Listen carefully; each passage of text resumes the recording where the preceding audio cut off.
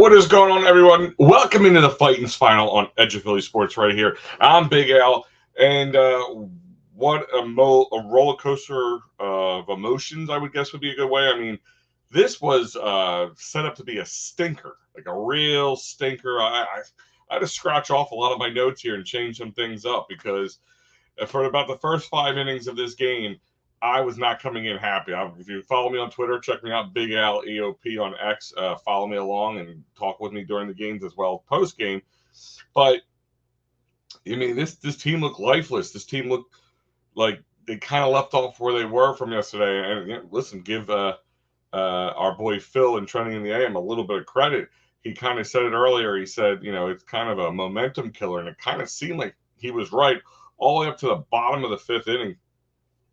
Into the sixth inning, which changed the trajectory of this game and the momentum of this game significantly. It just felt like Braves game because Charlie Morton did not look like he had anything special tonight. Control was an issue. He was walking a lot of batters, but the Phillies just continually didn't take advantage of his mistakes. And I think we all have this "here we go again" moment. And the sixth inning, and Brandon Marsh.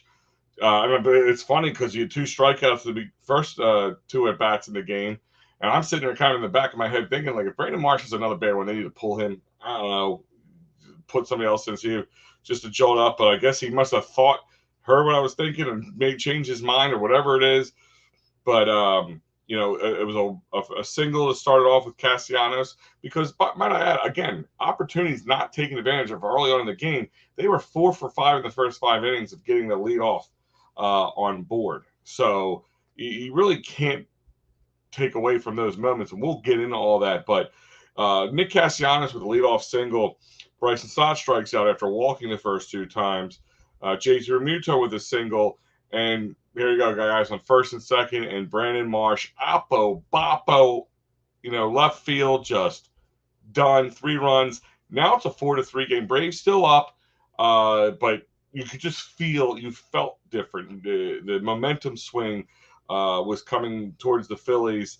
And then it would just take the next inning, the 7th inning, for, again, a leadoff walk by Trey Turner, who didn't do much and actually almost kind of cost them this game a little bit.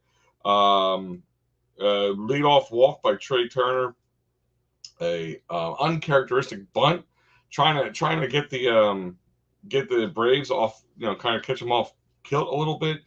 Aaron Bummer round of applause. He was able to throw Harper out there. I didn't think it was going to happen, but that was skin of the teeth moment. But still moved over the runner. He's on second now. Didn't matter. Amundo Sosa was in for the injured Alec Bohm, which we will talk about. Also was up, and he grounds out to third, and we're like, okay, here we go. They give it for leadoff guy. 2 outs now. Nick Castellanos, man, for all those people wanted to run him out of town. I'm sure you're all on social media taking that back, retweeting yourself, and saying I was wrong. I'm sure you're all saying that, but 2-run. Smashed, and then there you go. It's 5-4, and that was all the Phillies needed because the rest was shut down by the bullpen, who did an amazing job after that to keep things going. But again, you can't take away from the fact the Phillies did struggle. This could have been a lot of a different game. Between the error in the 3rd inning that cost them at least 1 run right there. Christopher Sanchez didn't have a terrible game. Just two bad home runs, both by Matt Olson, who just destroyed the ball to center field both times. I mean, 900 plus feet of home runs between the two of them. Outside of that, and Sanchez had a decent game. And Phillies pitching, 1, 2, 3, 4, 5, 6, 7, 8, 9, 10, 11, 12, 13 strikeouts all across the board in the 9 innings pitched. Phillies pitching was kind of the name of the game, except for some clutch power hitting from both Brandon Marsh and Nick Castellanos. But I like to see that Bryce Harper, that bunt was uncharacteristic, but a good uncharacteristic. It was good to see trying to think outside the box, because that's kind of been some of our problems when this team kind of struggles or they're not getting their hits and everything. which you would have thought the way with Charlie Morton's control issues for most part of this game, the savvy veteran kicked in on him, who kept the Phillies at bay up until that Brandon Marsh 3-run jack. So let's hit some of these comments, guys, here, and remind you that this great episode of the Phightins Final, this Phillies victory, is brought to you by Sherry'sTickets.com. That's right, Sherry'sTickets.com. Family owned and operated since 1946. Great prices, no hidden fees. You're not going to get bamboozled at checkout. Sports, concerts, theaters, you name it, they got it. I don't care if you're in the Philadelphia area or not. They have tickets for you. Use that great promo code at checkout to save an additional 10% off those great prices. EOP10. That's right. EOP10 will save you 10% off at Sherry'sTickets.com. So let's hit some of these comments up here, guys. Sanchez pitched better than Morton and deserved to win this game. Yeah, I mean, he was definitely getting no help from the offense at that time. It took it to the 6th inning for the offense to go, oh, we can actually hit the ball. There's a good idea. I mean, leading up to that 6th inning, they had 2 hits on the game. I mean, they had 4 of the 5 leadoff batters get on base by walks. I mean, Charlie Morton was gifting them with walks, and they didn't take advantage of it. And that was kind of my, again, follow me on Twitter at Big Al EOP on X there. And, I was talking about it, talking with other people back and forth. Yeah, I mean, they were doing him no service. I mean, like I said, they had the single and the RBI. We made it 1-0 in the second. The single was by Michael Harris, and then, of course, Orlando Arcia with the double to score the first run. I'm sure he was stroking himself on that one. Then, 3rd inning, that error from Trey Turner really set up some failure because you get the next 2 guys out, and then boom, 2-run jack by Matt Olson and a monster jack on top of it. And then it was a pretty next 2 good innings by Christopher Sanchez, 2 strikeouts in the 4th, but 1 single in the 6th, but 1, 2, 3 after that, all the way up into that solo shot from Matt Olson again.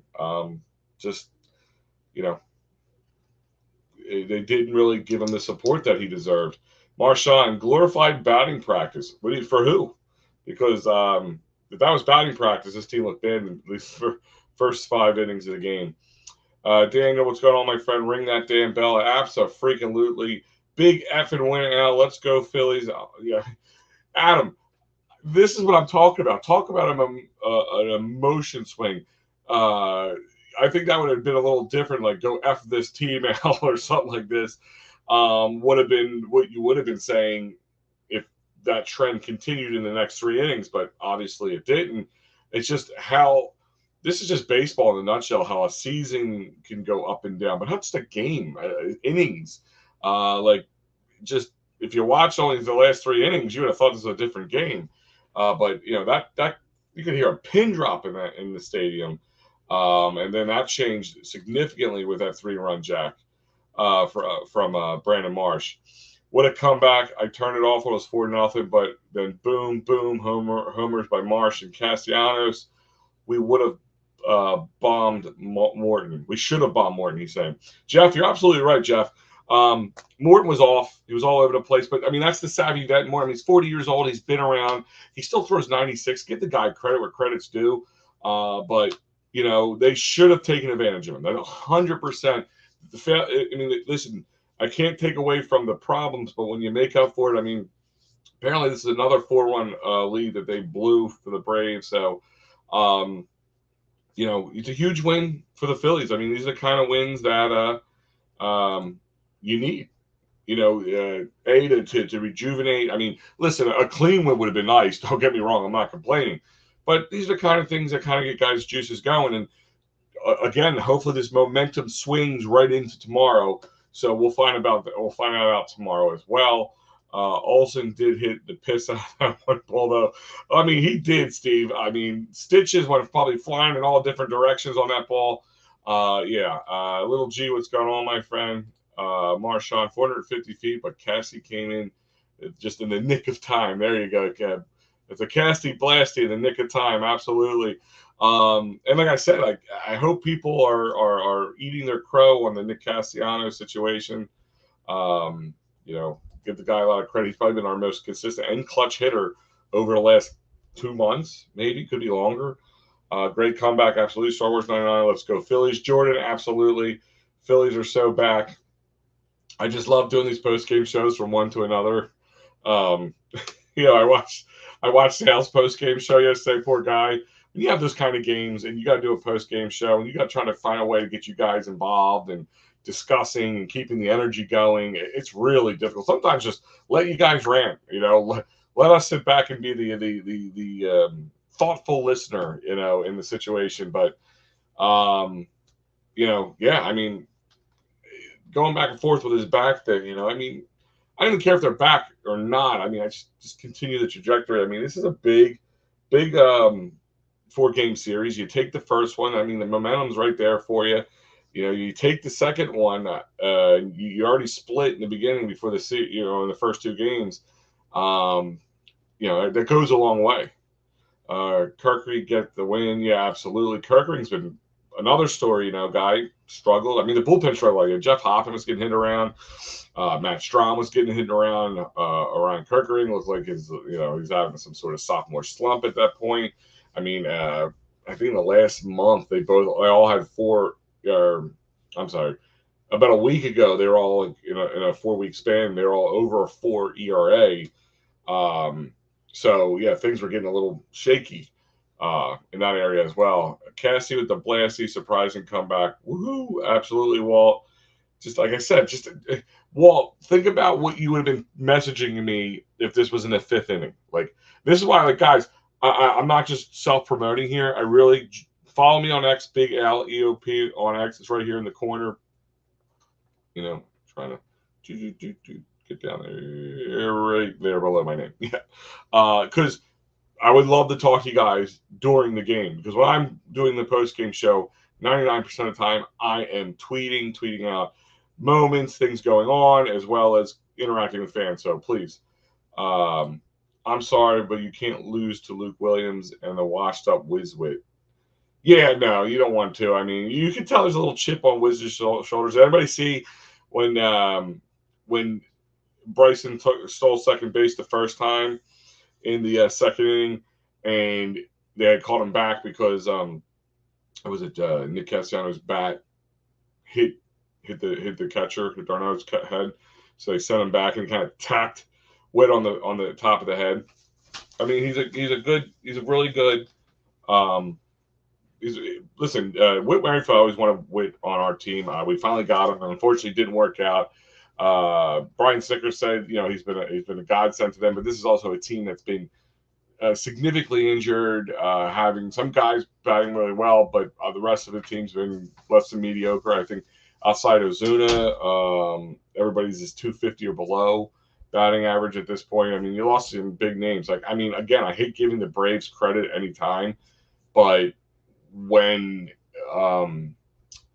you lose as many players as they have, I mean, the fact that we're worried about them catching up with us. I mean, this team, and knock on wood, because we're going to talk about in a moment, Alec Bohm, had a weird injury where, he swung the bat as the arms rotate around. You saw it's like just grimace in pain, dropped the bat, walked around,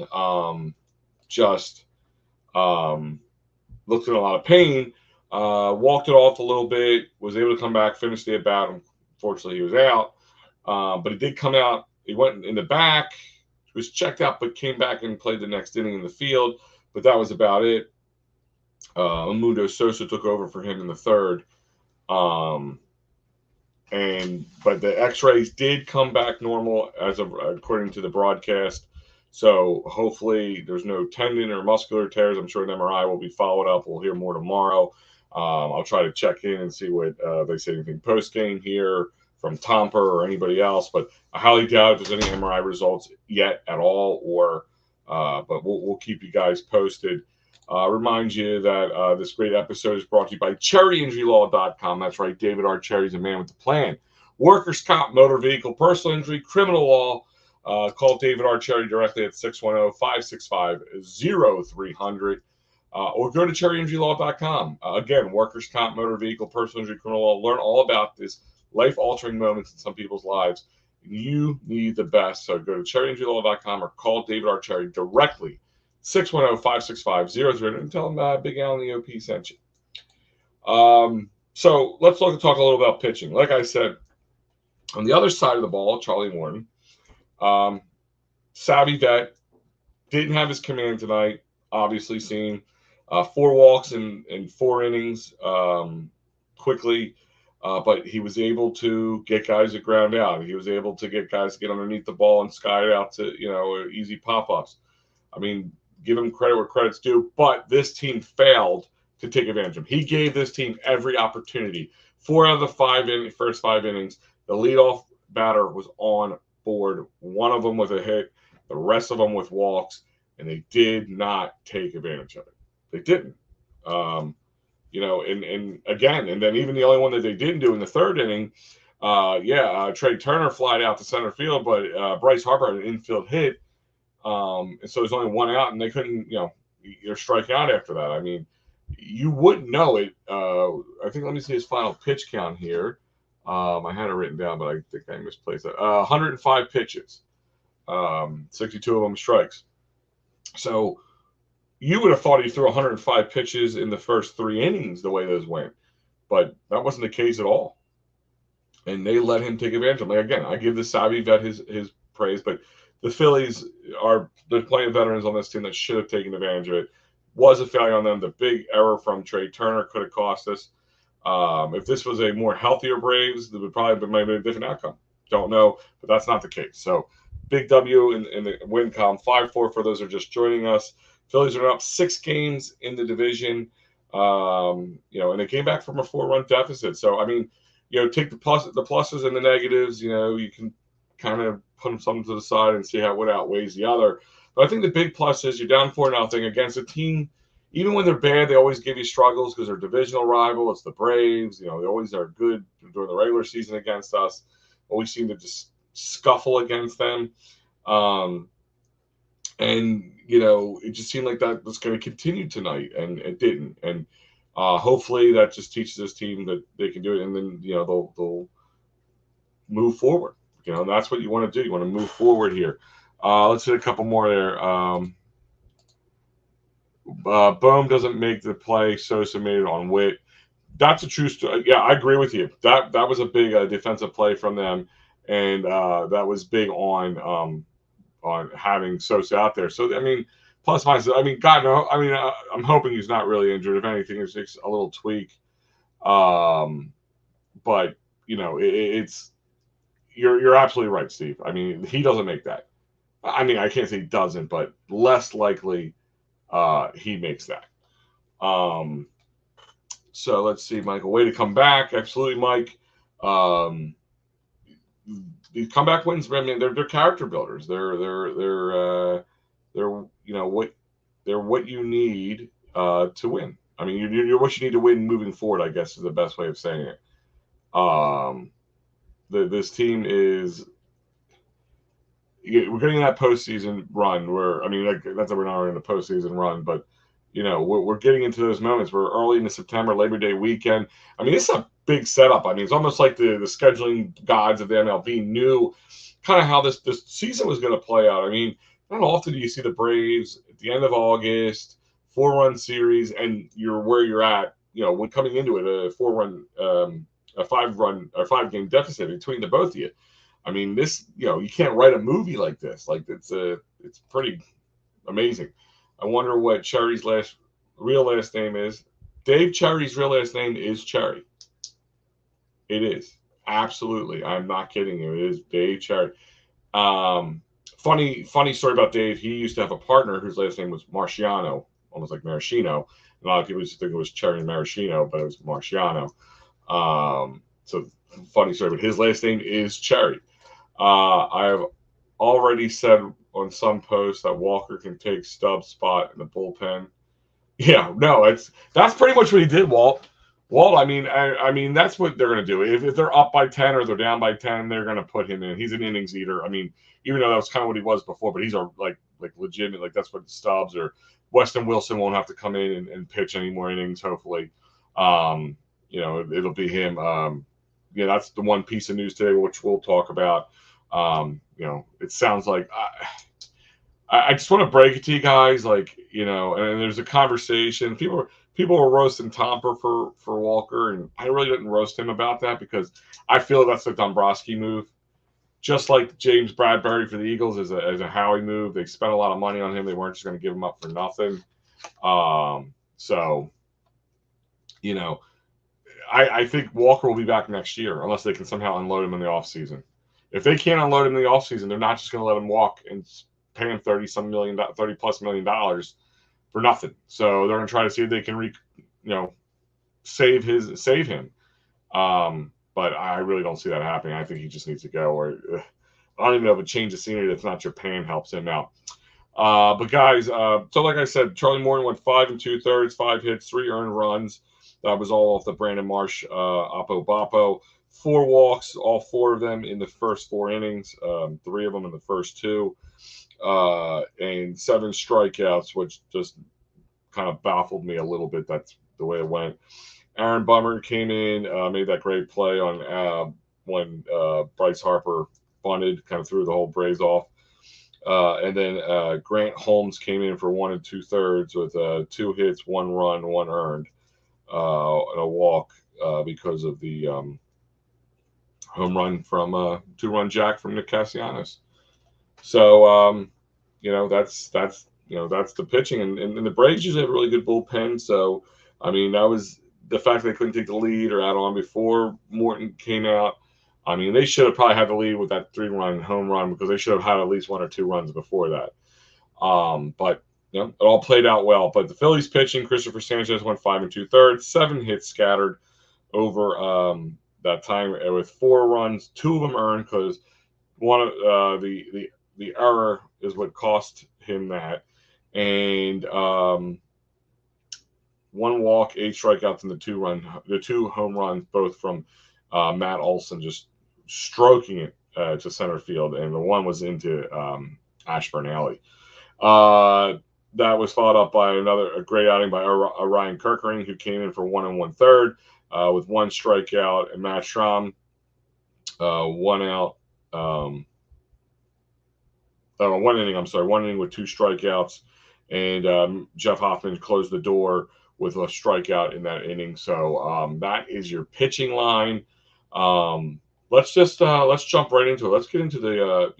I'm going to swing things around. Let's go around the bases. I want to look at the league a little bit before we get to the Broad Street bottom line.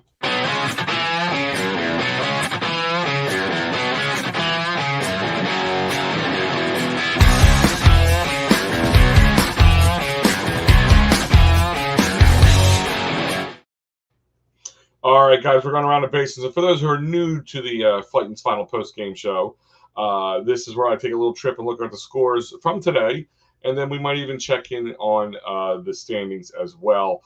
But this Around the Bases segment is brought to you by Philly Sports Trips. That's right, Philly Sports Trips. They are taking over all the away games for the Eagles, but especially this one to MetLife Stadium to watch the Eagles take on the Giants, with the return for the first time since he's wearing his midnight green as Saquon Barkley to MetLife Stadium.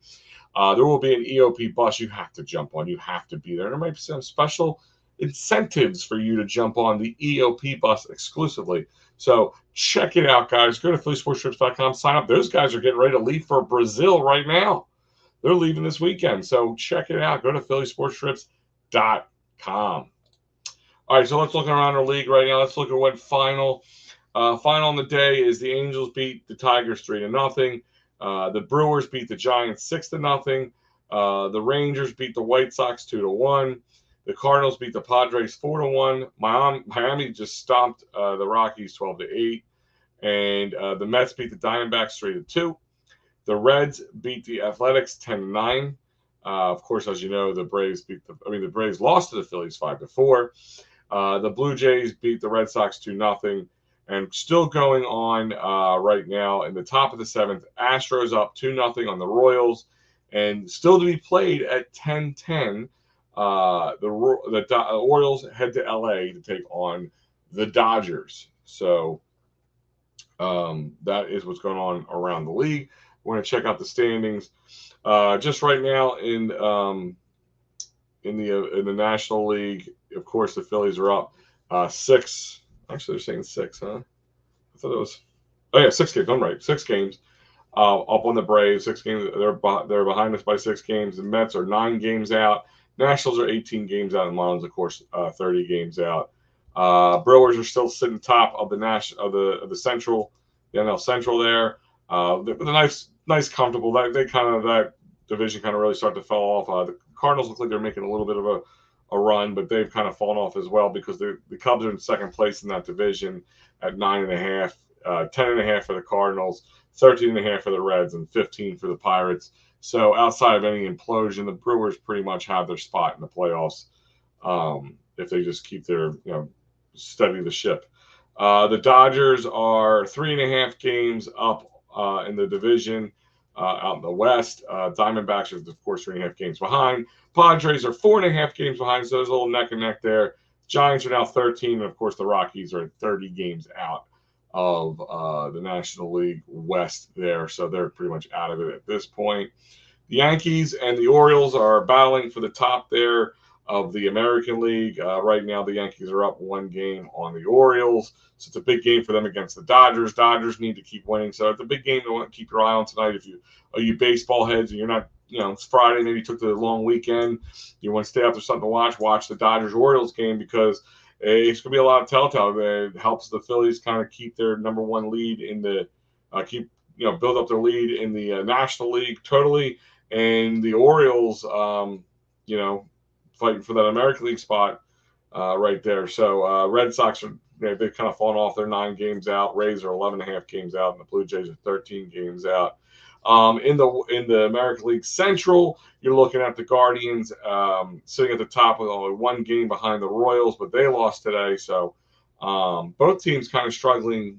I think the Cardinals, the Guardians are 4-6 in their last 10. The Royals are 6-4, and the Twins are 2-8. They really, since we were there, kind of fell off. The Braves being a couple of those losses for them. The Tigers are 7-3, believe it or not, but they're 8.5 games out, and the White Sox are 45.5 games out. Wow, they are. What a tough. I mean, that's tough, man. It's tough. I feel bad for any White Sox fans out there.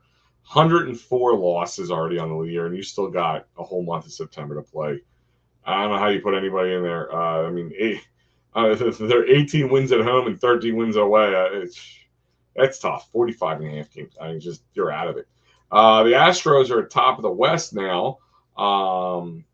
They're sitting 3.5 games above the Mariners, 8.5 games above the Rangers, 13.5 games above the Athletics, and of course the Angels are 16.5 games out.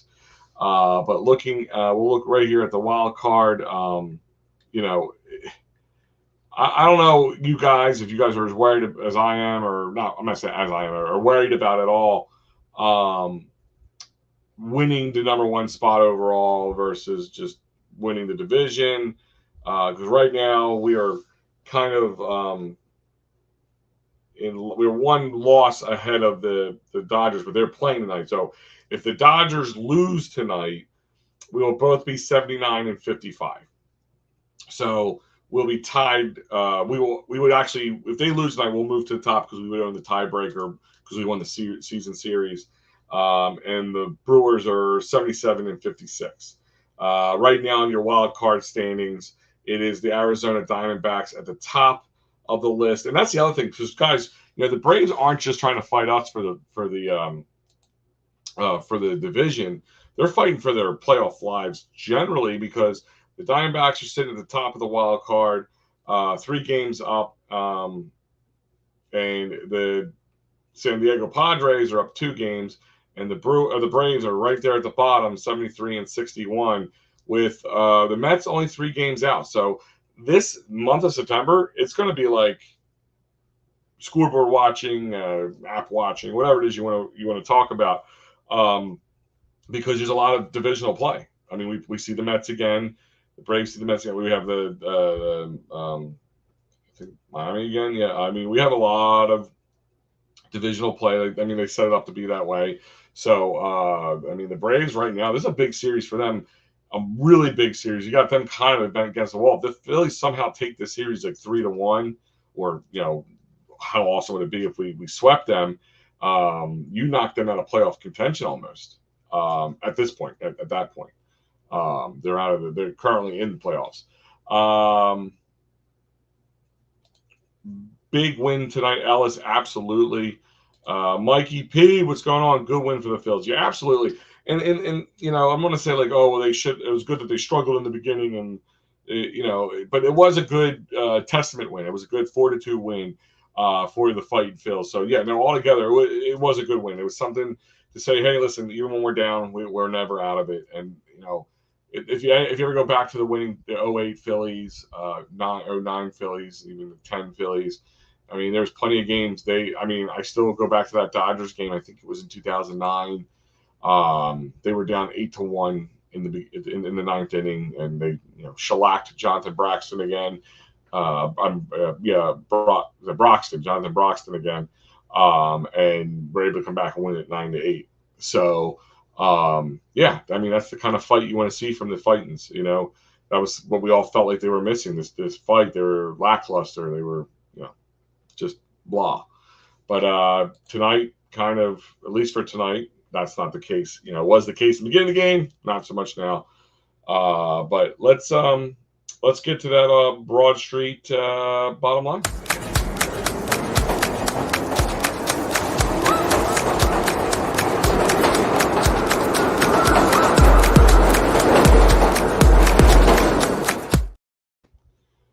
Bottom line is the Phillies won. Bottom line, they were never out of it. This team had every opportunity to be out of it because they looked out of it for the first 5 innings. They could have rolled over and said, we'll get them. We got 3 more games. We'll get them next time. They didn't do that because it felt like at times, plenty of times this year, that this team did do that. So huge plus. I mean, is there a plus minus to the type of win? If you shellac the Braves, does that make you feel any better than being down 4-0 and then coming back and winning it 5-4? I don't know. Or just having a clean win. I just don't feel like this team's going to be clean anything. So kind of have to live and die by the moments and the emotions of this Phillies team at times. But like I said, I don't know if there's any plus minuses to this team, winning one way or the other, but you have to imagine this is a good momentum game. Hopefully they can roll into tomorrow. I would love to see the Phillies just kind of pick up where they left off from. But time will tell, and this team has to do it. Let's see real quick, guys. So tomorrow, another 6:40 start on a Friday, and hopefully you guys are having a nice holiday weekend, enjoying yourselves because you're all off on Monday. I'm sure most of us, I guess, are off on Monday. And we do have a great lineup here at the at Edge of Philly Sports on the Phightins Final. Tomorrow you'll get Mikey Lauro taking that game, and you'll be watching Lopez take on Ranger Suarez. And MattyB will be Saturday and Sunday. Saturday you got Zach. Saturday you got Zach Wheeler versus Max Fried, I believe. That would be Mick Aaron Nola on Sunday. So things are going to be setting up for some good matchups and great coverage right here at EOPsports.com or Edge of Philly Sports. And I haven't told MattyB, but I might jump on that Sunday game. It's a late night. It's an evening game. I think they're Saturday and Sunday are both primetime games. 7:15 on Saturday, and I believe it's 7:05 on Sunday. So national games. So national. I hate national games. I don't know. I'm a creature of habit. Love my Johnny Kruk. I do love listening to Johnny Kruk. He just makes me laugh during the game. Some of the things he says and he gets away with is hilarious. But guys, that's it. Phillies win tonight. Big win tonight for your Phightins, and they earned the moniker Phightins because they fought back 5-4. Big Oppo Boppo 3-run jack from Brandon Marsh, and then toppled with a 2-run home run the next inning from Nick Castellanos for the 5. And then they were able to overcome, and this looked like it was an all Braves game. But guys, stay tuned for all the great stuff. We also have a great lineup this weekend. Tomorrow you have Trending in the AM for the last one for the weekend. Phil always put on a great show. I'm sure he'll be reacting to tonight's game. Another Phillies post game, and the Steel Steps. Steel Steps will be on probably right after the post game. And actually, what I'm gonna do is I want to, because I tweeted it out early on our EOP site. Let me see if I can find. Here it is. So we're gonna actually, the boys over at the Steel Steps. So tune in at 10 o'clock because they'll be unveiling the co-main event for the highly anticipated Fear Show from X Brand Wrestling. It's X-Brand Wrestling. So don't miss the reveal exclusively here on EOP Sports, exclusively on the Steel Steps for all you wrestling fans. They cover everything local, indie, all the way to WWE, AEW, and so much more. And they get the Phillies post game on Saturday, and of course Sunday, Attacking Third at 8 a.m., PM in the AM at 9 a.m. Phillies post game. Probably should have moved that later because I forgot it was a later game. But probably Party on the Broad will be out before the post game, and even the All Across All the Time. And then they'll probably end September 1st with All Across. With the Phillies post game. Hopefully, talking about a Braves series victory. So, guys, thank you for joining me as always. Again, really seriously, follow me on X. Big Al EOP on X. Hit that follow, and I would love to talk to you guys, not even during games. Always put my thoughts out there. Would love to get your guys' opinions as well. And then especially during games, like we'll go back and forth. Well, I have some guys going back and forth with me all the time, and I enjoy it. It actually makes it more fun and interesting to watch the game. I like having people with me and having a kind of a roundtable discussion. So, guys, have a great one. I want to thank you for joining us, and check EOPsports.com and check out all the great programming here. Remember, your next show will be tomorrow morning with Trending in Anna with Phil Stifle, guys. So see you at 8 a.m. on Friday morning, guys. Have a great one.